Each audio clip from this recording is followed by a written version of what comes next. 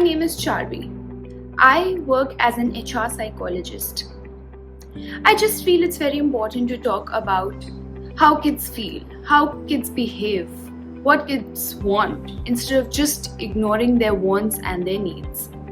Especially during this time after Corona and the pandemic, which is almost been 2.5 years now, we feel there's a lot of difference in the behavior and in the attitude of children. We often label them as misconduct. But do we actually know if it's misconduct or is something really going wrong with them? It's our duty to figure out the problem before we come down to solutions or before we give them the labels. Often it happens when we have a changing lifestyle, a changing pattern of behavior, our body responds differently. And thus, we've seen how post-corona, post-pandemic time, children have either become hyperactive or they have become couch potatoes. They're not able to perform well. They're not able to get good grades. They don't want to go to school. What's the reason? Have you ever thought about it? Maybe, maybe not. Now is the time where you think about why children behave in a particular way that they have done and how you as parents can be supportive for this particular thing. As parents and as adults, as siblings, it's very important that we show empathy to our kids. Empathy is nothing but just making yourself feel in the shoes of the other person and comforting the person in the equally comfortable manner so as to the person feels relaxed, calm and soothing. Where the child realizes that there's someone who's taking care of him or her.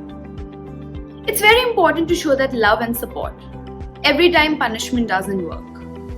And often, when punishments and negative reinforcement is increased, we find that children start behaving in the opposite direction. A lot of parents have complained, my child is not doing well. They're not able to score.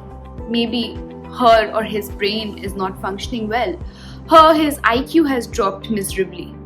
But let's just think for a second. Is that really what it is?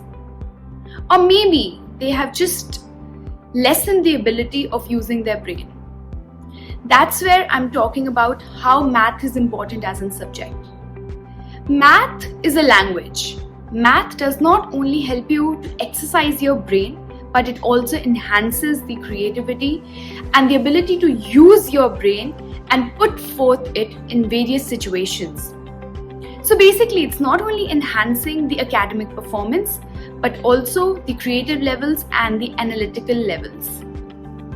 That's why we feel it's important to empower math as a subject in students, in kids.